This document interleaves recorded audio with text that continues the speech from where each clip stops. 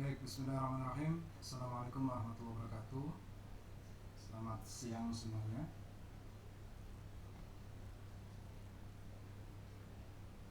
Pada siang hari ini kita akan sedikit mengulas terkait dengan bagaimana suatu pestisida ramah lingkungan, atau kalau di Kementan itu dikenal dengan pestisida biologi ya.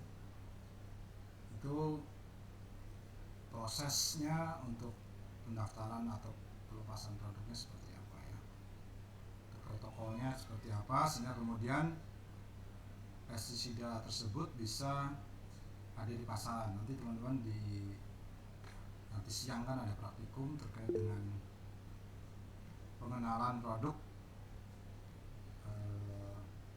pestisida ramah lingkungan dan juga pupuk ya. Nah, sebelum ke arah situ nanti sedikit dibekali terkait dengan aturan-aturan yang melandasi gitu ya. Nanti harapannya setelah perkuliahan ini teman-teman bisa mengetahui atau paling tidak yang mengenal lah ya protokol pendaftaran, kemudian bagaimana dia sampai suatu produk pestisida ramah lingkungan itu bisa kemudian dikomersialkan. Ketika suatu pestisida baik itu sintetik ataupun biologi ketika ingin diperjualbelikan secara luas atau bisa kita temui di toko-toko pertanian misalnya, diperdagangkan gitu ya, itu harus ada tahapan-tahapan yang diikuti. Salah satunya adalah bagaimana suatu produk itu didaftarkan ke Kementerian Pertanian ya, Republik Indonesia, baik itu produk dalam negeri ataupun luar negeri. Nah, sebenarnya tujuannya yang perlu teman-teman cermati bahwa sangat baik gitu ya, tujuan suatu produk pestisida itu didaftarkan ke Kementan, yang pertama tentu untuk melindungi keselamatan manusia agar pestisida yang digunakan baik itu biologi ataupun sintetik itu tidak mengandung bahan-bahan yang berbahaya yang berpotensi mengganggu kesehatan atau lingkungan. Kemudian dia melindungi sumber-sumber kekayaan alam ya, khususnya alam hayati ya. Jadi jangan sampai pestisida yang digunakan itu bersumber dari bahan-bahan yang sudah langka. Misalnya kita membuat pestisida nabati, formulasinya dari bahan-bahan yang di alam pun sudah sangat jarang ya. Taruhlah misalkan kita buat pestisida dari raceng gitu ya. Racengnya selama ini digunakan untuk sumber konsumsi manusia ya. Nah, nanti ketika dikembangkan dari bahan alami itu makin repot urusannya ya, makin hilang sumber daya alami yang ada. Sementara saat ini saja raceng itu sulit dibudidayakan di luar lingkungan endemiknya di Wonosobo ataupun di Dieng gitu ya. Nah, apalagi ketika nanti digunakan sebagai bahan pestisida nabati misalkan gitu.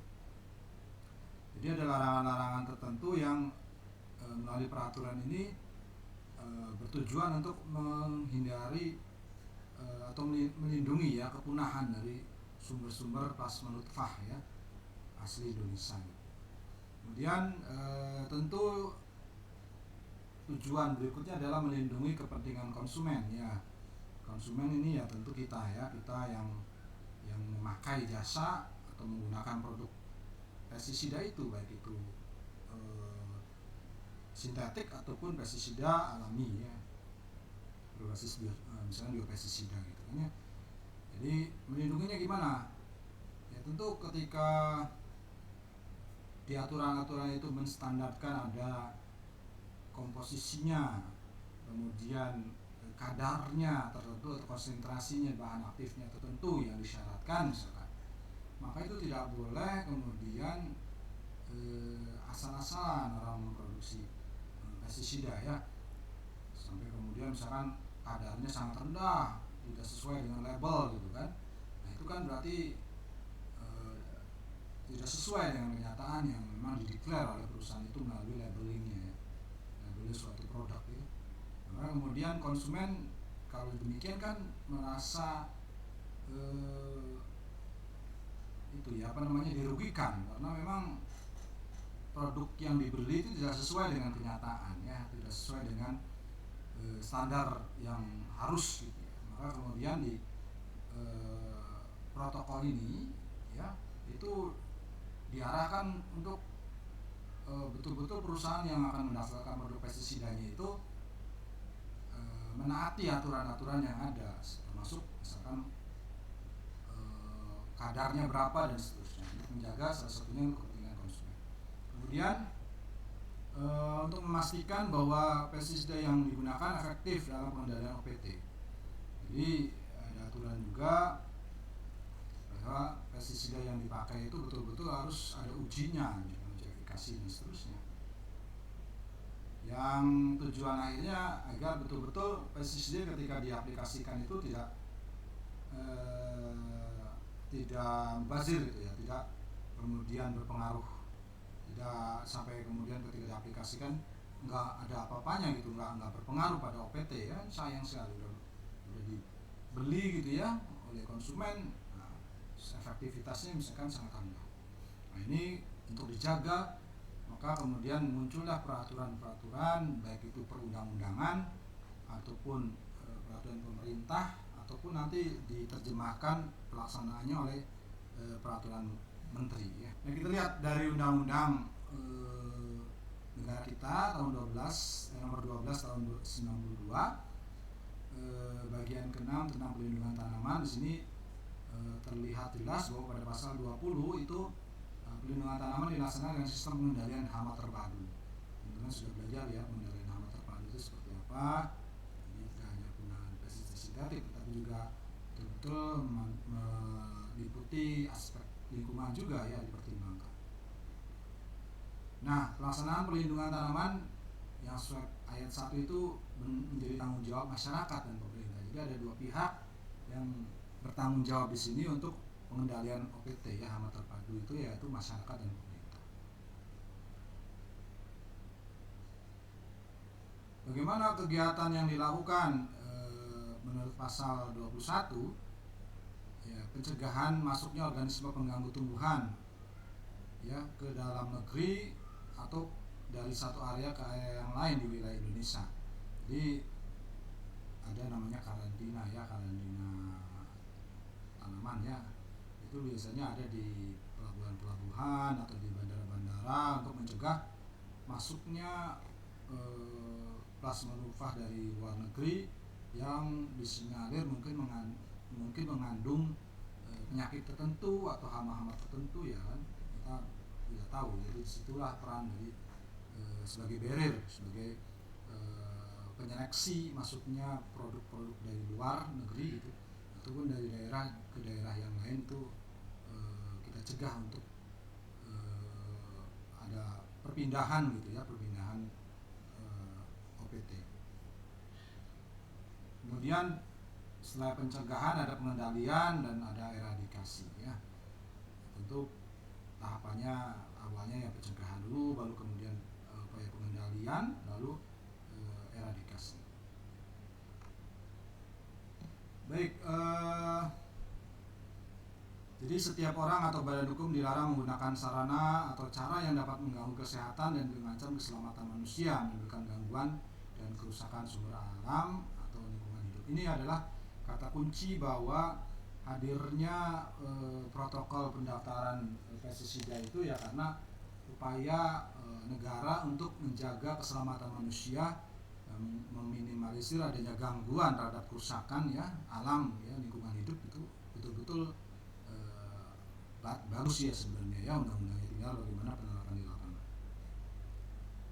Nah baik, kemudian ini diterjemahkan di peraturan pemerintah, ada sebenarnya detailnya di peraturan pemerintah nomor 7 tahun 1973 ini. Di situ di pasal 2 bahwa kita ini orang atau badan hukum dilarang untuk menggunakan pestisida yang tidak didaftar, atau memperoleh izin Menteri Pertanian ya. Jadi kalau ada pestisida yang kita temukan di toko pertanian kemudian belum ada izin ya, sudah terdaftar oleh Menteri Pertanian, berarti itu ilegal ya. Kalaupun misalkan kita buat sendiri ya ranahnya ya untuk kita sendiri saja. Jadi kalau kita ada yang misalkan praktikum membuat biopestisida dari limbah gitu ya, nah itu kan ranahnya ya untuk kita saja, untuk praktikum terbatas ya, tidak kemudian dijual belikan, disebarkan ke yang lain gitu kan, tidak. Tapi memang untuk itu saja, untuk kepentingan terbatas. Nah, nanti kita mengajukan permohonan pendaftaran ya dan izin ke Kementerian Pertanian, ke Menteri Pertanian. Itu yang menjadi poin penting, bahwa ketika kita ingin mengkomersialkan suatu produk pestisida ramah lingkungan ataupun pestisida sintetik, kita harus mendaftarkan diri, meminta izin kepada Menteri Pertanian bahwa produk kita ini ingin dikomersialkan. Nanti izinnya ada beberapa ya, ada izin percobaan, ada izin tetap, ada izin juga sementara. Jadi kalau di peraturan pemerintah ini ada izin yang hanya lingkupnya sangat terbatas, yang dilakukan untuk percobaan-percobaan tertentu gitu ya. Nah, ini dapat dilakukan ya, dan dapat diberikan oleh Menteri Pertanian ya tentunya. Nah, ada juga izin sementara dalam jangka waktunya biasanya 1 tahun, lalu kemudian kalau izin tetap yang bisa dikomersialkan, ini izin tetap ya, itu 5 tahun. Setiap 5 tahun biasanya di review atau diajukan kembali. Nah, tujuan pemberian izin tentunya agar pestisida yang digunakan itu efektif ya dan aman, serta di situ ada syarat-syarat teknis yang memang dipenuhi ya. Yang biasanya syarat-syarat teknis itu ada di labelnya ya, diatur oleh Menteri Pertanian. Jadi kalau kita temui nanti di praktikum misalkan ya, ada produk pestisida ataupun ya pestisida, saya konteksnya ini ya, sintetik ataupun biologi gitu ya, sekarang pestisida ramah lingkungan, maka kemudian ketika dia di situ ingin mendapatkan izin, pasti dia harus ada labeling ya, ada label di produknya itu yang ada informasi-informasi terkait yang sudah disyaratkan oleh Menteri Pertanian. Nah, menurut Menteri Pertanian, peraturan Menteri Pertanian tahun 43 tahun 2019, nah ini pendaftaran pestisida itu merupakan proses untuk memperoleh nomor pendaftaran dan izin pestisida dengan memenuhi persyaratan yang ditetapkan menurut pasal 1. Jadi kalau definisinya berarti kan kita itu ingin produk kita intinya mendapat izin gitu ya dari Menteri Pertanian, baik itu nanti diberikan izin tetap ataupun diberikan izin sementara. Biasanya targetnya yaitu izin tetap ya, tapi syarat-syaratnya ada yang lengkap. Nah, di sini ada 3 izin yang diberikan, ada izin percobaan, ada izin tetap, dan ada izin sementara.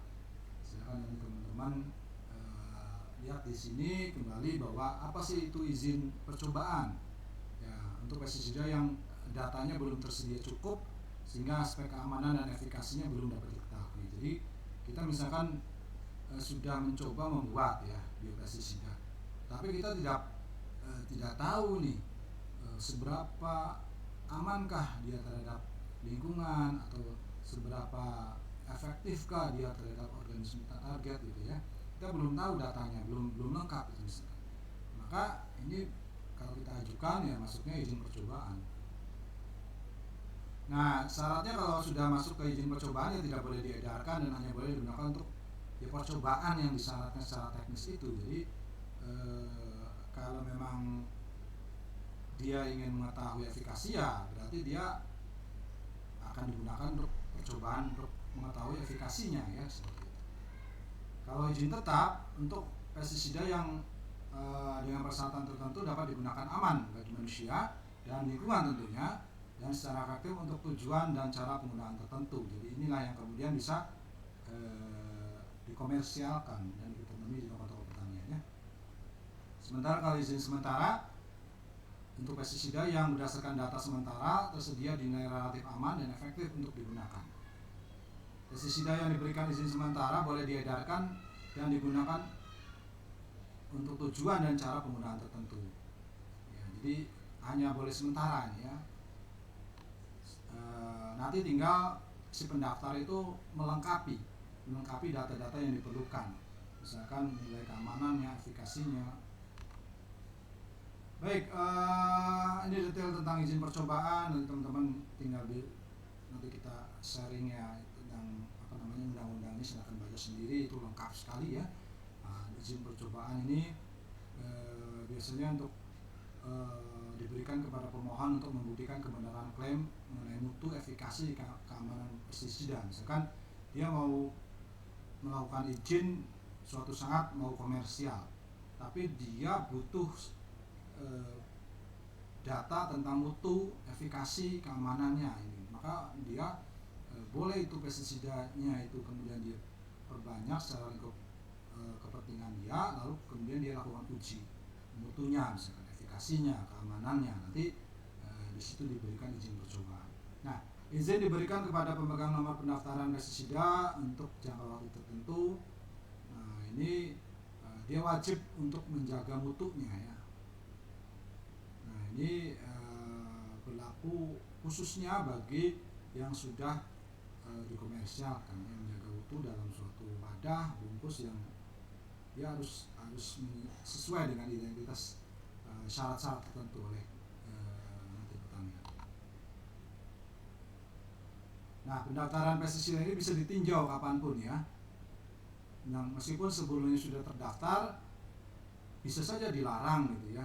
Kemudian tiba-tiba dilarang, simpan, dilarang diedarkan atau digunakan. Ketika kemudian pada perkembangannya dia diketahui berbahaya misalkan. Nah, pada perkembangannya ada bahan-bahan yang digunakan ternyata berbahaya bagi manusia atau misalnya tidak efektif dan seterusnya. Kan bisa juga ya, bisa saja seperti itu.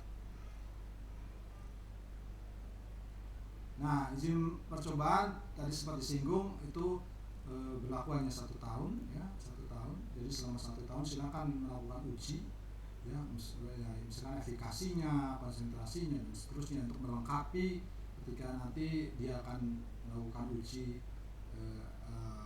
ketika dia akan melakukan pendaftaran untuk izin tetap misalkan ya. Kemudian bisa juga dilakukan perpanjangan ya.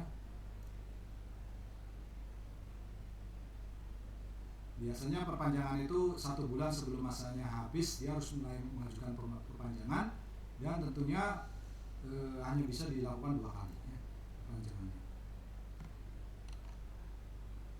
Ini juga berlaku untuk yang lain. Jadi kalau ada izin tetap, izin sementara, kalau misalkan ingin diperpanjang ya nanti ada dia bisa melakukan izin perpanjangan. Bedanya waktunya, kalau izin percobaan kan 1 tahun, kalau izin tetap itu 5 tahun ya. Jadi per 5 tahun, nanti sebulan sebelum 5 tahun berakhir itu deadline-nya apa batas akhirnya, maka dia harus mengajukan lagi.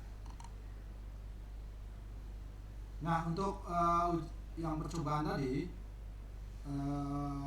ketika sedang dalam proses permohonan ya, dilarang untuk diedarkan atau secara komersial digunakan ya.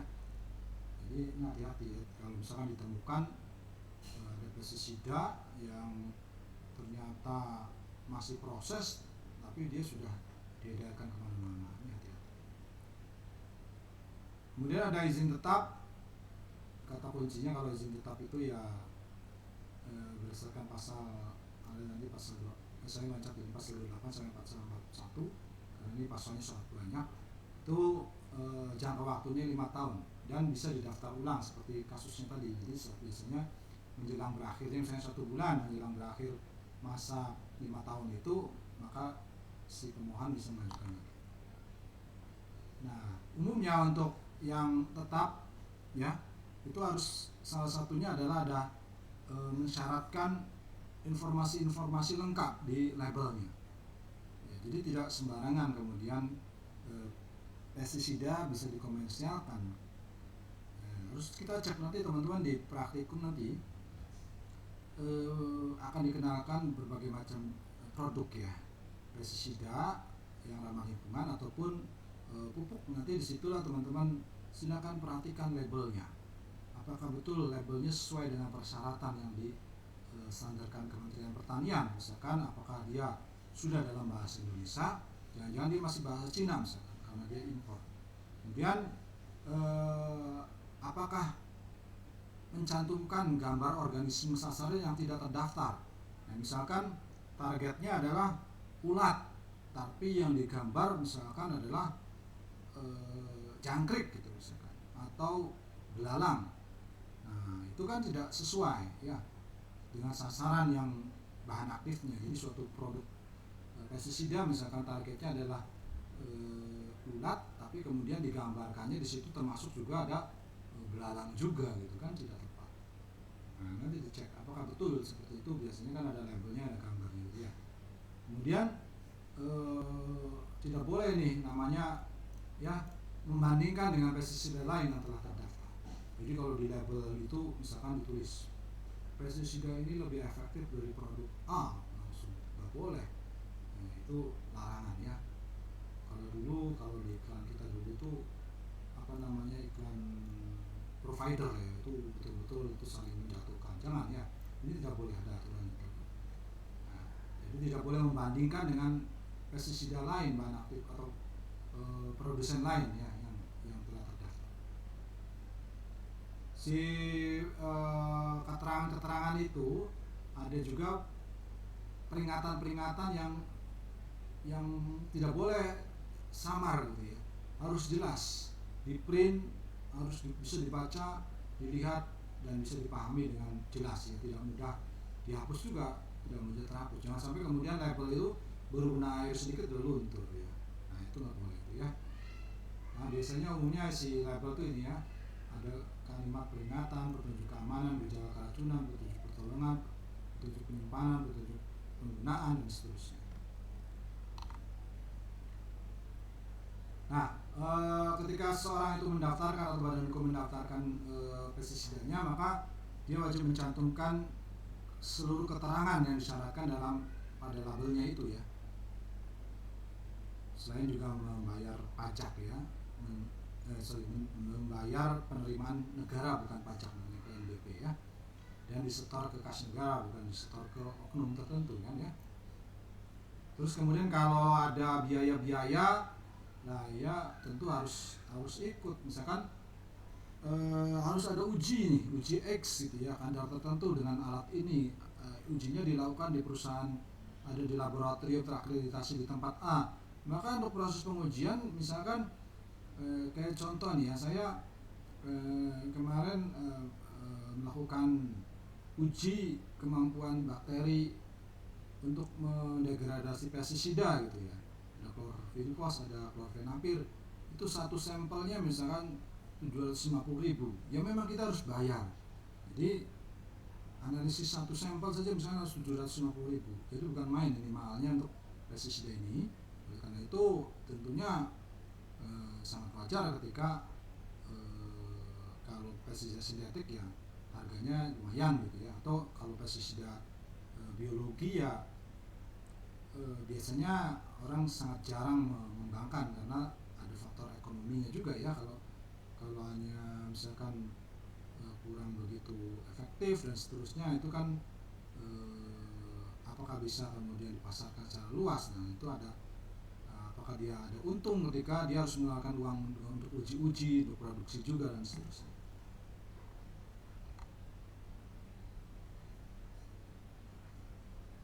Nah, kemudian dilarang mengedarkan pestisida yang sedang diproses pendaftaran. Kalau melanggar bagaimana Pak? Ya itu dibatalkan ya permohonannya, langsung dibatalkan. Jadi kalau ketahuan dibatalkan. Jadi kalau sudah didaftarkan, tunggu dulu waktunya ya, tunggu dulu ya, prosesnya ya. Kalau lamanya ya tergantung, mungkin kalau sekarang mungkin lebih cepat ya. Sekarang lebih cepat. Kalau dulu kami misalkan mau masuk ke Kementerian Pertanian, maka prosesnya luar biasa, cukup panjang ya, administrasinya cukup panjang. kemudian itu baru daftar. Nanti habis itu biasanya kementerian itu akan mengirim pihak yang akan memverifikasi, misalkan ya, memverifikasi suatu produk itu betul-betul sesuai dengan enggak gitu kan, entah itu efikasinya dan seterusnya, itu kan perlu waktu.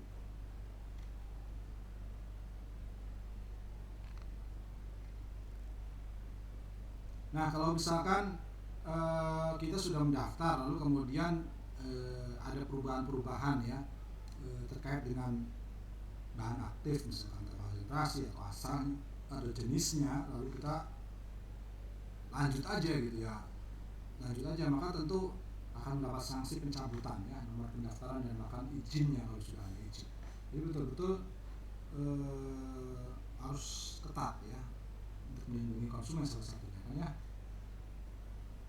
Nah, pemegang nomor pendaftaran wajib menarik pestisida dari peredaran selama lamanya 3 bulan sejak diterbitkannya surat keputusan menteri tentang pencabutan nomor ya dan izin.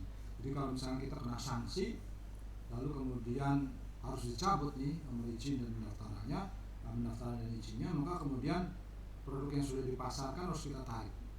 Paling lambat 3 bulan harus sudah hilang ya dari pasaran. Oke.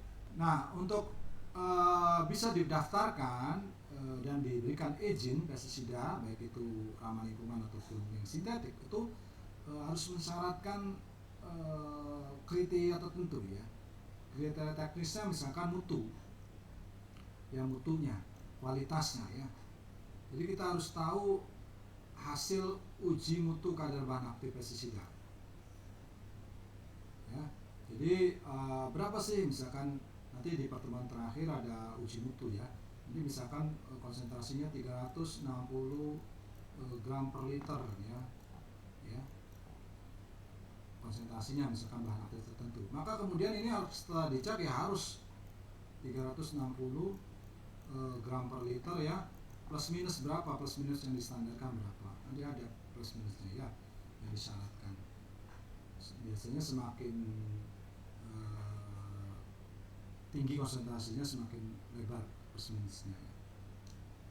Nah itu untuk sebenarnya untuk melindungi ya, untuk melindungi konsumen kan ya, untuk melindungi konsumen. Jadi jangan sampai pestisida yang dibeli oleh konsumen itu konsentrasinya tidak sesuai dengan yang di label ya. Baik, kemudian yang kedua adalah efikasi. Jadi bagaimana diuji dulu terhadap kemampuan dia terhadap pengurangan atau pengendalian terhadap populasi organisme sasaran. Ya gitu ya. Jadi sudah serta-merta kemudian langsung percaya saja, oh ini efektif gitu ya. Ya coba dulu berdasarkan hasil yang mengeluarkan tentu orang yang laboratorium yang kompeten ya, tidak asal sembarangan. Kemudian dilakukan toksisitas atau daya racunnya ya terhadap organisme tertentu, misalkan di sini adalah mamalia. Kalau kita punya formulasi tertentu misalkan pestisida, maka kita harus coba misalkan terhadap organisme mamalia, biasanya itu kelinci ataupun tikus ya. Nah, misalkan kita ada LD50 ya, atau lethal dosis oral ataupun dermal. Oral kan berarti pakai mulut ya. Nah ini bagaimana kemudian dia bisa menyebabkan, apakah menyebabkan kematian atau menyebabkan iritasi berat atau menyebabkan apa gitu ya terhadap organisme coba tersebut 50% dari populasinya. Misalkan kita coba ke 100 tikus misalnya ya. Nah dari 100 tikus ini kita lihat LD50 nya, lethal dosis 50 nya ya, apakah kemudian kita jumlah misalkan ada iritasi ataupun apa gejala lain gitu ya, atau bahkan sampai kematian, ini mencapai 50% enggak? 50 populasi ya, ini LD50 nya. Nah ini ketahuannya. Berapa sih LD50-nya? Nah, di sini untuk dosis padatan itu lebih dari 50 mg per kilogram ya. Kalau untuk oral, kalau untuk dermal itu lebih dari 100 mg per kilogram atau ppm lah ya, 100 mg per kilogram kan ppm, sama dengan ppm ya.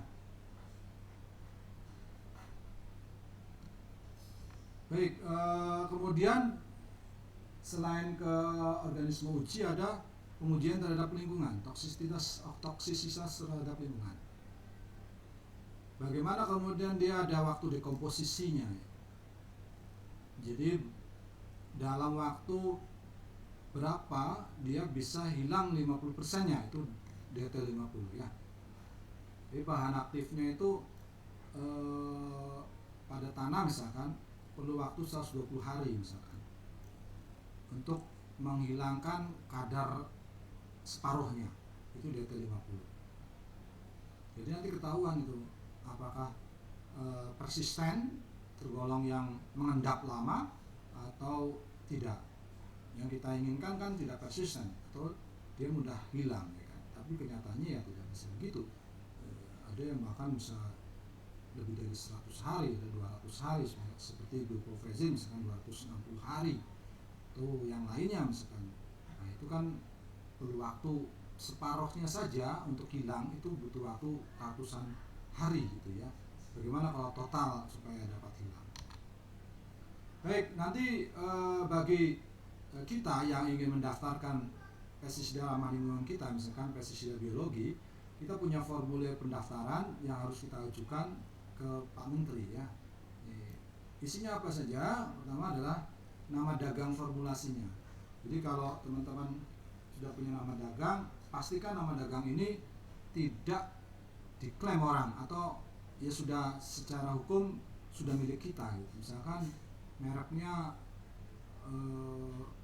Pestinab gitu misalkan. Nah, Pestinab itu sudah punya merek kita apa masih bisa dipakai orang gitu, harus ada tuh, biasanya harus disyaratkan merek kita sendiri secara hukum misalkan di Kementerian Hukum dan HAM misalkan.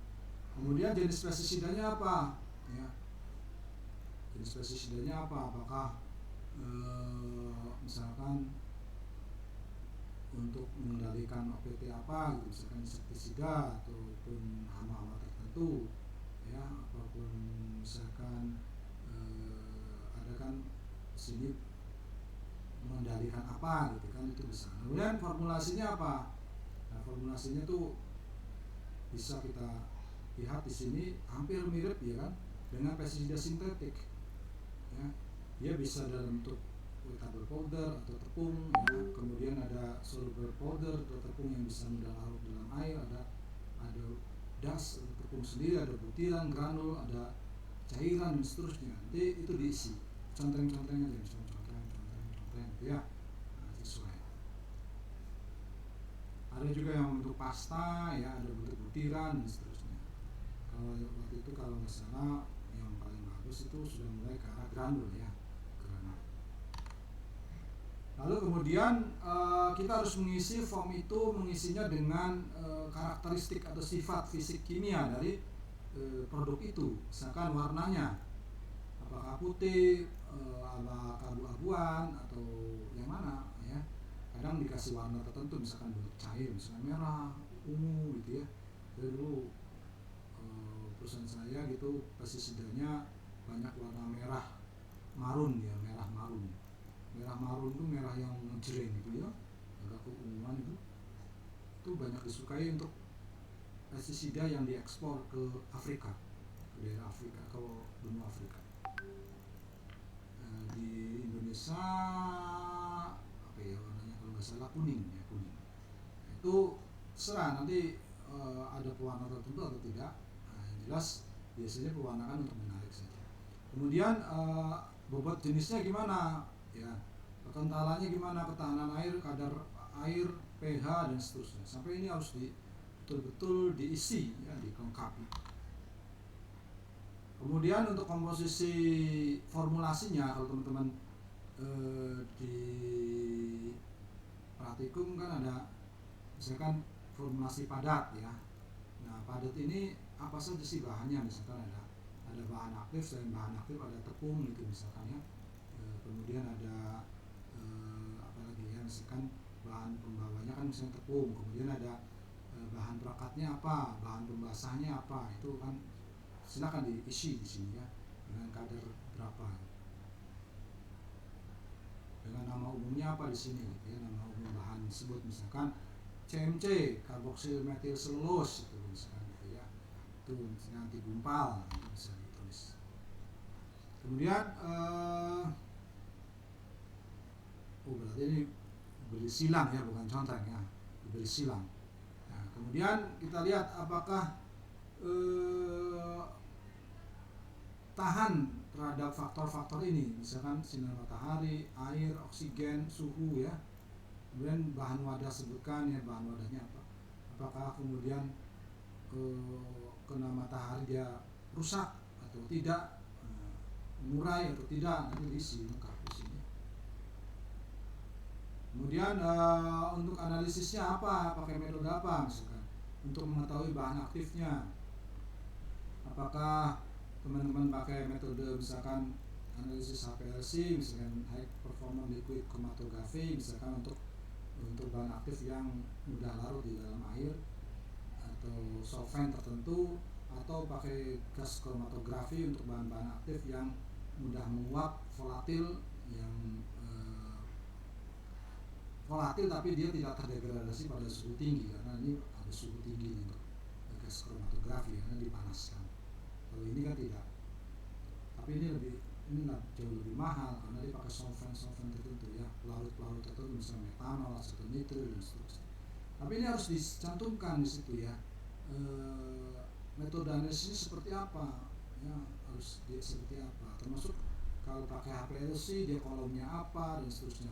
Ini kalau teman-teman sekarang punya pengalaman untuk melakukan percobaan di laboratorium, sudah memiliki alat-alat canggih ya, alhamdulillah ya. Nah, sebenarnya di lab riset ada, di lab riset kita ada, cuman berbayar ya, jadi agak sulit untuk mahasiswa untuk bisa menggunakan. Kemudian data persistensinya tadi sudah dijelaskan kan tadi ya, apakah perlu berapa lama dia terdegradasi di tanah, toksisitas lingkungan, kemudian bagaimana percobaan terhadap bahaya terhadap ikan. Nanti teman-teman di praktikum ini ada uji coba terhadap ikan ya, nanti berapa hari, nggak sampai belasan hari sih kalau di kita ya, percobaannya paling ya diamati aja, misalnya 2 jam, 4 jam, 8 jam, berapa jam, nanti diamati. Ketika diamati apakah berapa sih nilai konsentrasi yang dapat membunuh misalkan separuh dari populasi spesies ikan ujinya kita ya. Karena ini pestisida ini kan juga seringkali kan dia larut dalam air sehingga kemudian terbawa ke sungai dan seterusnya, sehingga kemudian bisa mengkontaminasi sumber perairan, di situ ada ikan dan seterusnya. Ini kan menjadi perhatian kita bersama. Baik, kemudian ketika kita ingin daftarkan, kita harus betul-betul informasikan bagaimana bekas wadahnya tuh bagaimana untuk bisa aman, bagaimana cara pemusnahannya, apakah diinsinerasi misalnya, dibakar atau seperti apa ya. Kemudian juga diterangkan pembungkusnya apa, nanti teman-teman silakan diisi kalau ingin mendaftar. Oke. Nah, dari situ kita bisa lihat bahwa betul-betul sangat lengkap ya kan, untuk bisa diberikan izin oleh Kementerian Pertanian. Nah, makanya biasanya untuk pestisida ramah lingkungan umumnya masih sangat jarang berbahan aktif misalkan nabati gitu ya, atau gulma dan seterusnya, karena memang biaya dan runtutannya sangat panjang, sementara mungkin keuntungannya juga terlalu besar gitu ya. Kalau banyak yang biasa dipakai kan biopestisida misalkan berbasis mikroba, misalkan ada bacillus, ada beveria, jamur gitu. Itu dipakai udah kita temukan gitu ya. Nah, untuk bisa menguji produk-produk pestisida yang kita daftarkan itu ada peraturan menteri. Ini sebenarnya sudah lama ya, nomor 39 tahun 2016 ini diganti oleh peraturan menteri nomor 43 ya tahun 2019 tadi ya, yang di awal tadi sudah dijelaskan. Nah, ada badan-badan atau laboratorium tertentu yang distandarkan ya, sudah terstandarisasi, yang bisa memiliki kemampuan tersertifikasi oleh Komite Akreditasi Nasional ya. Misalkan kita contohkan di sini ada laboratorium Balai Pengujian Mutu Produk Tanaman oleh yang dimiliki Kementerian Pertanian, atau laboratorium Balai Besar Hasil Pertanian Kementerian Pertanian, ini ada di Bogor nih, itu pernah kita coba di sana. Kemudian ini banyak ya, tapi di Unsur kelihatannya belum ada ya. Biasanya kalau di kampus, ini Balai Tanah ada juga, Balai Laboratorium Biologi Tanah, Balai Penelitian Tanah ada juga. Jadi kalau teman-teman suatu saat ingin mencoba untuk analisis pestisida ya, itu bisa dilakukan di laboratorium ini yang sudah terakreditasi. Di Laboratorium Fakultas Pertanian IPB juga sudah ya. Nah, di IPB sudah, di UGM juga sudah, tapi saya pernah mengalami itu di kampus-kampus itu biasanya sulit, mereka hanya menerima pestisida yang umum yang banyak dipasarkan ya, jadi sangat hampir nggak ada gitu yang pestisida baru. Padahal kita kalau penelitian kan inovasinya yang baru kan. Jadi contoh misalkan saya tertarik kemarin ingin menganalisis kemampuan suatu mikroba mendegradasi pestisida klorfenapir. Klorfenapir itu relatif baru.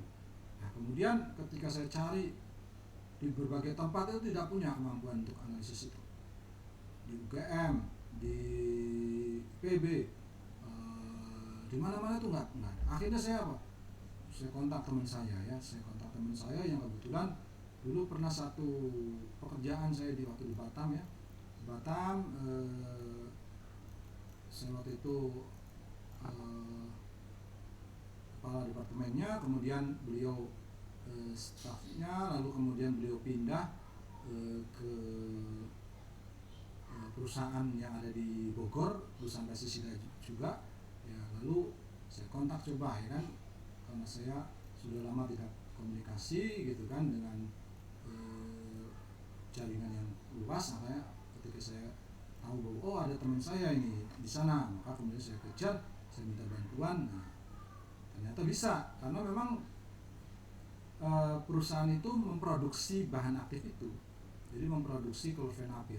Karena dia memproduksi, maka mereka menganalisis, karena kan ada kewajiban untuk mendeklar berapa konsentrasinya kan. Akhirnya saya minta ya dianalisis itu, ikut nyempil lah ya, lumayan murah ya, sekitar 250.000 ya, 250.000 per sampel ya.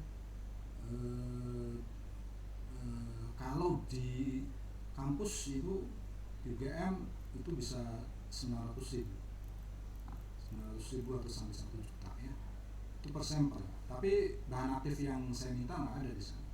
Kemudian ada juga yang di Surabaya, di perusahaan swasta itu 1.300.000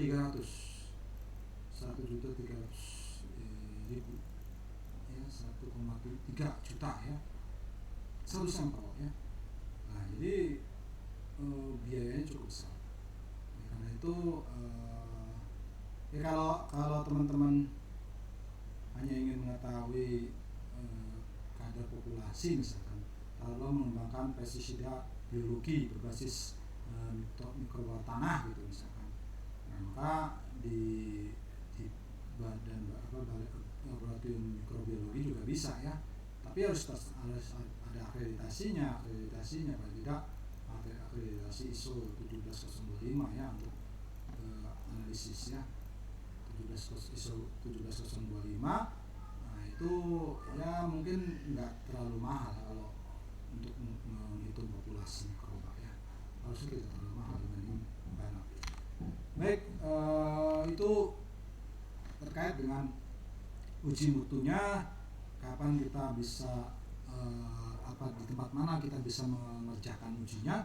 Lalu ini terkait dengan pengujian toksisitas ya.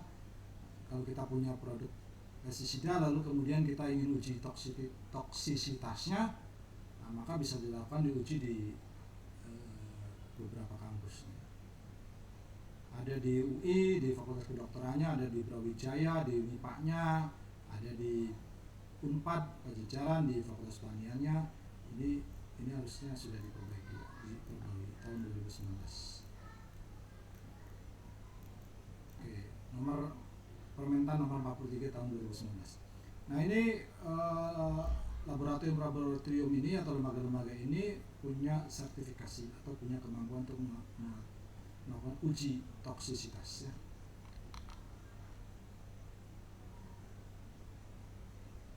Untuk toksisitas lingkungan ini masih terbatas, ada yang di ITB, ada yang di Bogor. Dulu di tempat kami di Bogor ya ada gitu ya, pakai akuarium ya. Dan situ diuji gimana LC50-nya gitu untuk ikan ya. Kemudian untuk pengujian efikasi formulasi ini bisa dilakukan di banyak tempat, ada Balai Besar Penelitian Tanaman Padi juga bisa nih, atau PB Biogen kalau sekarang BRIN ya, itu juga bisa. Nah, dan macam-macam ya, ada di Faperta IPB dan seterusnya. Oke, intinya bahwa suatu produk pestisida ramah lingkungan ketika ingin dipergunakan secara luas, maka dia harus mensyaratkan kualitasnya, harus mensyaratkan dia sudah terdaftar, harus mengajukan permohonan pendaftaran dan izin ke Menteri Pertanian, dan dia harus disetujui. Sebelum disetujui dilarang diedarkan. Terima kasih atas perhatiannya. Saya akhiri. Assalamualaikum warahmatullahi wabarakatuh.